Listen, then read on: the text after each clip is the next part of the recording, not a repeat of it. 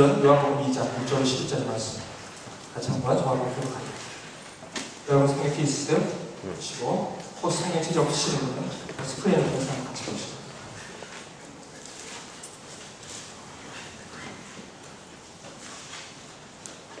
찾으셨죠? 저랑 한 절씩 한 절씩 정말해 보겠습니다. 사흘째 되던 날 갈릴리 가나에 혼례가 있어 예수의 어머니도 거기 계시고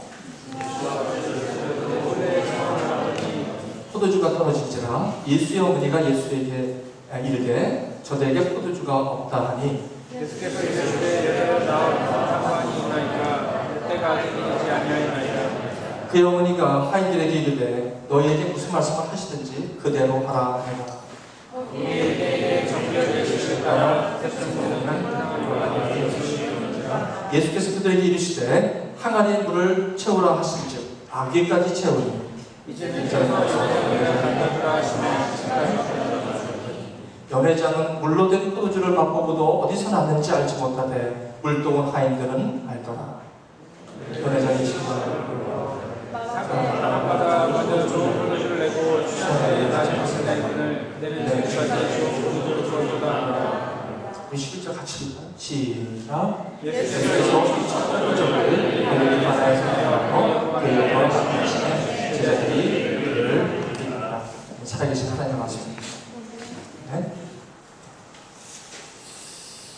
새로운 맛을 내는 사람들이라는 제목으로 하나님의 말씀을 증거합니다. 여러분 요한복음 2장 6절에서 11절의 말씀은 가나의 혼인잔치로 유명한 성경 말씀입니다. 여러분 신앙을 가지시면서 신앙생활 하시는 분들 특별히 이 가나의 혼인잔치 예수님께서 공생애를 시작하시면서 기적을 행하신 첫 기적이기도 하죠. 35가지 기적을 예수님께서 하셨지만 특별히 이 가나의 혼인잔치는 첫 번째 기적이기도 합니다. 새로운 맛을 내는 사람. 인생은요 나이에 상관없이 맛있는 삶을 살아야 합니다. 맛이 떨어지면 그 다음부터는 살 맛이 안 납니다. 여러분 사실 공부하는 것도 삶의 맛을 누리기 위해서 공부하시는 겁니다.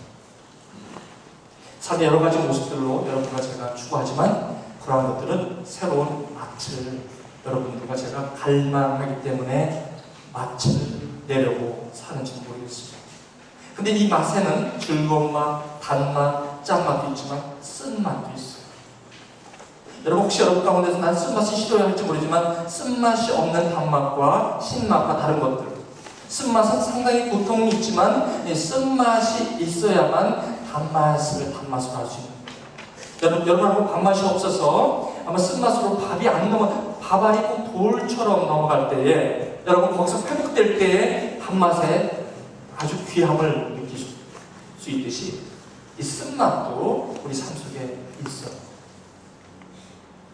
저는 오늘 새로운 맛을 내는 사람, 저는 단맛만 내라는 것이 아닙니다. 여기서 아주 맛있는 맛만 내라는 것이 아닙니다.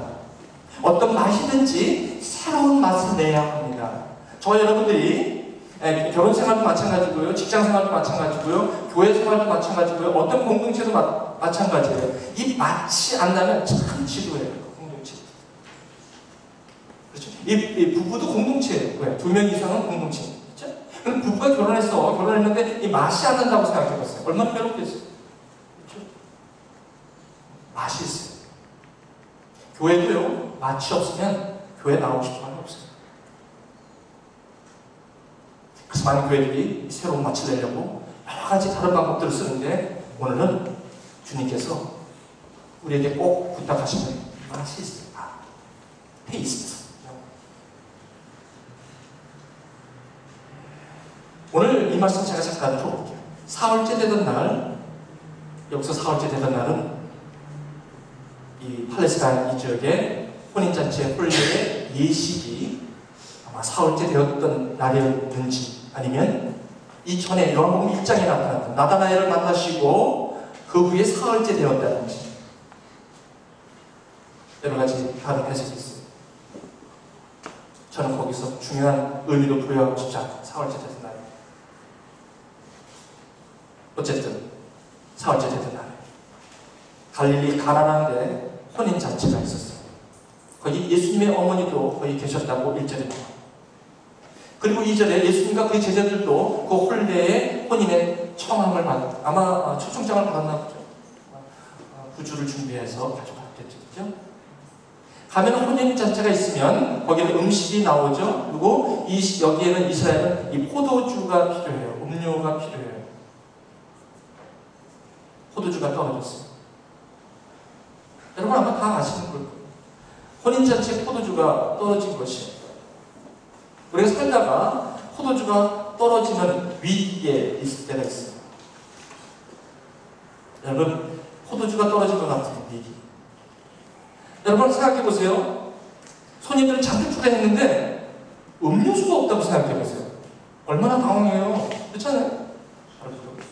크라이시스, 위기가 있을 수 있어요.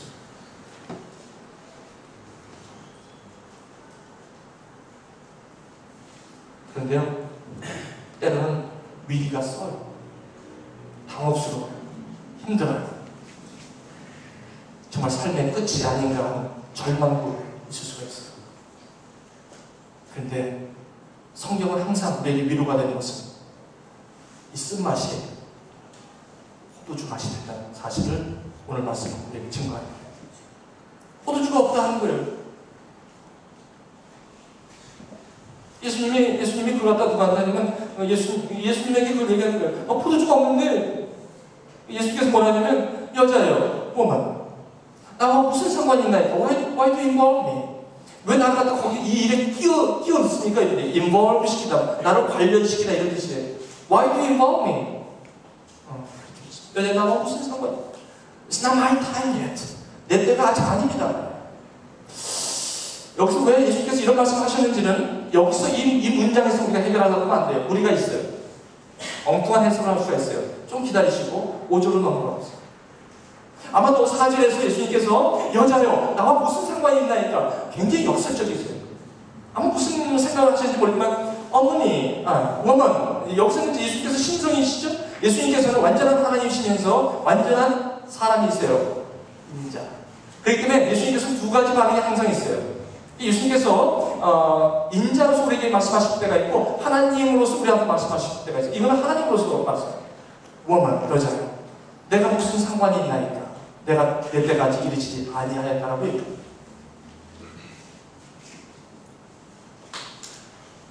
뭘 받았냐면 리젝트 당하는 거예요. 우리는 어떤 형태로든지 누구한테 리젝트 당하는 건 상처가 있어요. 잘못하면 힘들어요. 어떻든 좋든 나쁘든 내가 누구한테 리젝트 당하는 건 좋은 일이 아니에요. 그죠? 내 의견이 리젝트 당하는 건 늘 안 좋아요. 근데 이 예수님의 어머니는 5절에 그 어머니가 하인들에게 이르되 뭐라 하냐면 너에게 무슨 말씀을 하시든지 그대로 하라라고 부탁합니다.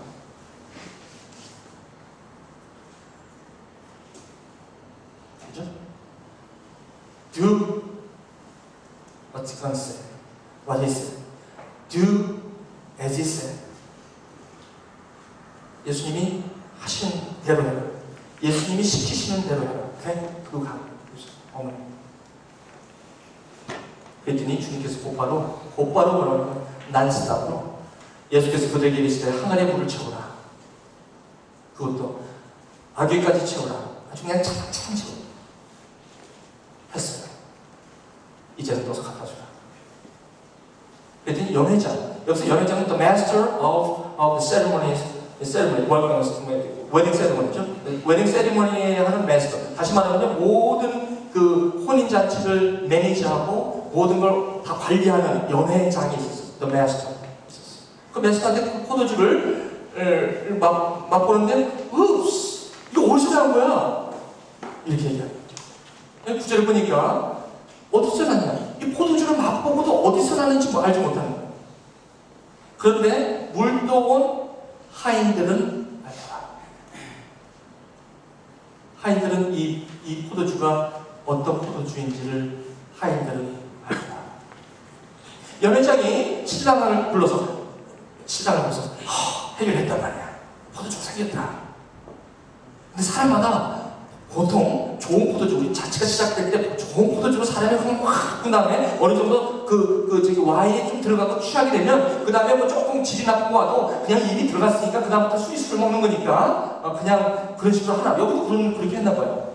그러니까 맨 처음에 좋은 포도주를 내다가 나중에 낮은 것을 내고를 그대로 지금까지 좋은 포도주를 두었도다라고 얘기하는 거예요.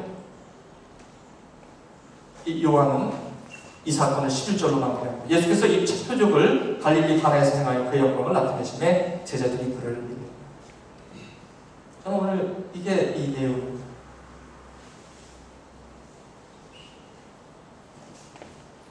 새로운 맛을 내는 사람. 여기에 맛을 내는데, 이 포도주의 아름다운 맛을 내는데 기여한 몇 사람의 인물들을 전 묵상을 해보고요. 여러분, 첫 번째, 예수님의 어머니입니다.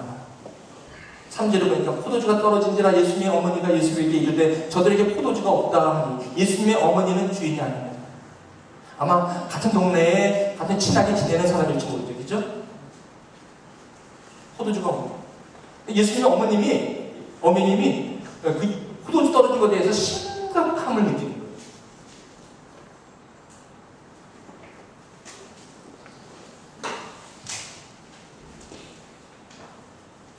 예수님이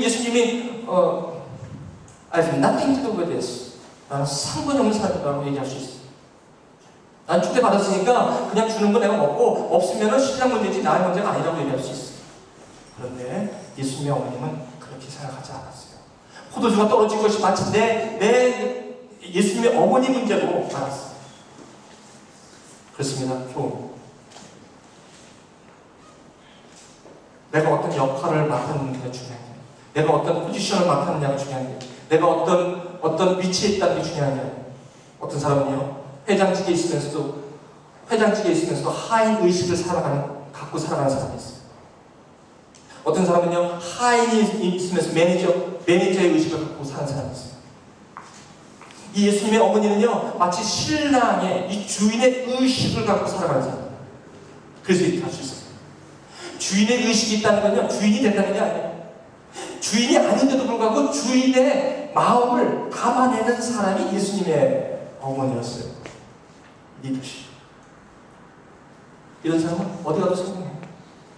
꼭 단지 교회에서만 그렇지가 않습니다. 어느 공동체를 가도 자기가 주어지는 roles and responsibility가 있어요. 딱 가보세요. 회사 딱 가면 당신은 몇 급, 뭐뭐뭐 해야 돼. 딱 나와요. 이거는 기본적으로 하는 거예요. 근데 의식이 다른 사람은 자기가 말단 사업으로 들어와서 일을 하고 했다 하더라도 의식이 다른 사람은요, 나는 회사의 CEO의 마음으로 이 일을 감당할 수 있다. 어떤 사람은 이걸 주는데 이것만도 못할 거라는 의식으로 하는 사람이 있어요. 예수님 어머님은요, 신랑의 마음으로 이 포도주 없음을 굉장히 긴급함으로 있는 모습을 여기서 볼 수 있어요. 포도주가 없어? 어떻게 해? 어떻게 신랑 없어? 포도주 없다는데 어떡하지? 손님은 저렇게 아직 대낮인데 어떡하지? 잠깐 기다려봐. 예수님 맞으세요. 예수님 포도주가 없어요. 여기서 문맥을 잘 보시면 예수님의 어머니 옆에 우연히 있다가 예수님의 그 신랑아, 포도주가 없어? 그럼 어떡하지? 그럼 동네 가서 빨리 좀 빌려와야 될 거 아니야? 아니 여기 누구 있는 데 없나? 아니 저기 여기 가게 없어? 아주 돈 있어 빨리 갖고 와. 돈 내놔. 충분히 이렇게 할 수 있어요. 근데 예수님의 어머니는 그렇게 안 했어요. 그리고 예수님의 어머니가 그렇게 막 이 포도주 떨어진 것에 대해서 굉장히 긴박함으로 얘기하는 것을 예수님이 옆에 있었기 때문에 예수님이 이거 어떡하지? 예수님 포도주가 없네. 이렇게 얘기한 게 아니라는 거예요. 예수님 어머님이 사건을 파악한 후에 똑바로 돌아서서 예수님 포도주가 떨어졌습니다.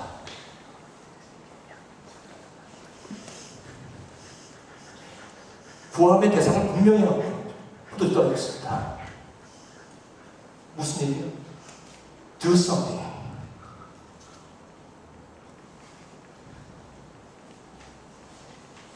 무서운 리더십. 저와 여러분이 어떤 공동체를 가든지 주인의 의식으로 여러분이 살아가느냐, 아니면 연 회장 새로운 포도주를 맛봤는데도 이게